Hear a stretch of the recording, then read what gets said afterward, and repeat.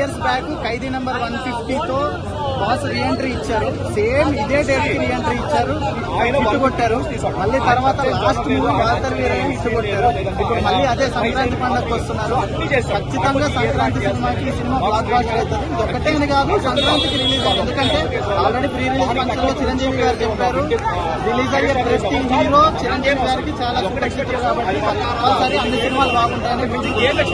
Overall pre release event వరకు అసలు hype లేదన్న సినిమాకి ఒకటే ఒక సాంగ్ హుక్ స్టెప్ అని, అది కూడా ఆ హుక్ స్టెప్ అనే సాంగ్ తో మెయిన్ అట్రాక్షన్ ఏంటంటే చిరంజీవి గారు డాన్స్ కి బొడ్డు కొరిసి పేరు పెట్టిన వాళ్ళు. అలాంటి ఆ డాన్స్ చూడడం చాలా ఆనందం.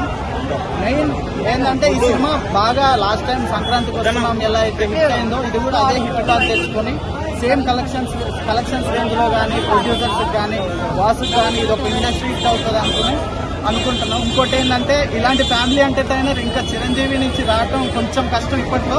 బికాస్ నెక్స్ట్ ఉన్న లైన్ అప్ మొత్తం చాలా సీక్వెన్షియల్, మొత్తం డిఫరెంట్ జోనర్స్ తో ట్రై చేస్తున్నారు. చిరంజీవి గారు లుక్స్ ఎలా అనిపించాయి హుక్ స్టెప్ లో?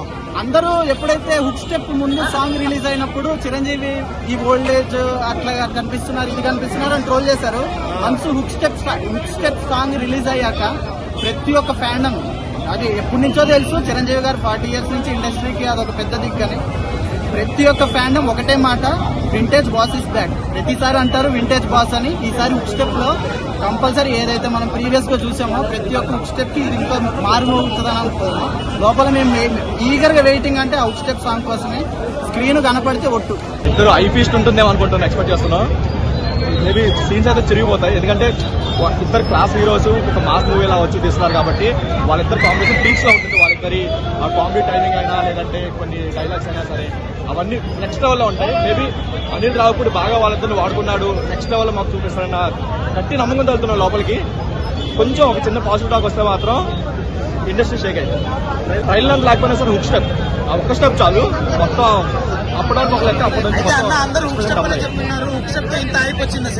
డెఫినెట్ గా ఎందుకంటే స్టెప్ ముందు ఒక వాళ్ళు తర్వాత ఒక, ఎందుకంటే వాళ్ళకి కాంబినేషన్ ఒక క్రేజ్ ఉంది. ఆ క్రేజ్ కాకుండా ఏదైతే మనం బాక్స్ ఎక్స్పెక్ట్ చేస్తామో, ఒక హుక్ స్టెప్ ఎక్స్పెక్ట్ చేస్తామో, ఆ ఒక్క స్టెప్ తో మొత్తం మార్చేశాడు టాక్ మొత్తం. సో అండ్ కామెడీ టైమింగ్ వరకు కొంచెం అనిల్ రావుపూడి ఏ లెవెల్ తీసుకోవడం తెలుసు. 8/8 తీసుకోవట్లేదు. మీరు ఎంత క్రింజ్ అన్నా సరే, నేను కూడా ఒకటి పెంచాలేవాడిని. నేనే ఫస్ట్ లుక్ ఎలా అనిపించింది బ్రో? ఎప్పుడో 10-15 years బ్యాక్ ఏదో మూవీలో ఉంటుంది సేమ్ లుక్. సో సేమ్ అదే లుక్ లో అనిపించింది. ఇక్కడ కూడా బాస్ 70 years అంటే ఎవరు నమ్మరు. ఏదో ఒక 30-40 years ఎలా అయితే ఉంటుందో మనకి ఇప్పుడు ఏదైతే టాప్ హీరోస్ ఉన్నారో వాళ్ళకంటే లుక్ బాగుంది. మన పవన్ కళ్యాణ్, రామ్ చరణ్ కంటే ఇంకా లుక్ చాలా అయితే బాగుంది. చిరంజీవి గారు వెంకటేష్ గారు కాంబినేషన్ ఎలా ఉండబోతుంది అనుకుంటున్నారు ఏంటి? అది డెఫినెట్ గా ఐబీస్ అని చెప్పవచ్చు. ఎందుకంటే ఇద్దరు కామెడీ టైమింగ్ అయినా, ఇద్దరి సెటైర్ డైలాగ్స్ అయినా సరే ఇద్దరు సేమ్ ఉంటాయి ఆల్మోస్ట్. ఏ మాత్రం కొంచెం అనిల్ రావుపూడి వాళ్ళ దగ్గర నుంచి ఒకప్పుడు వింటేజ్ ఆ ట్రేడ్ మార్క్ బయట తీస్తే మాత్రం ఇండస్ట్రీ సంక్రాంతికి రచ్చ ఎలా ఉంటుంది బ్రో తెలుగు స్టేట్స్ లో? ఒక 2 hours ఆగింది. Okay, so one word about boss ఏం చెప్తారు?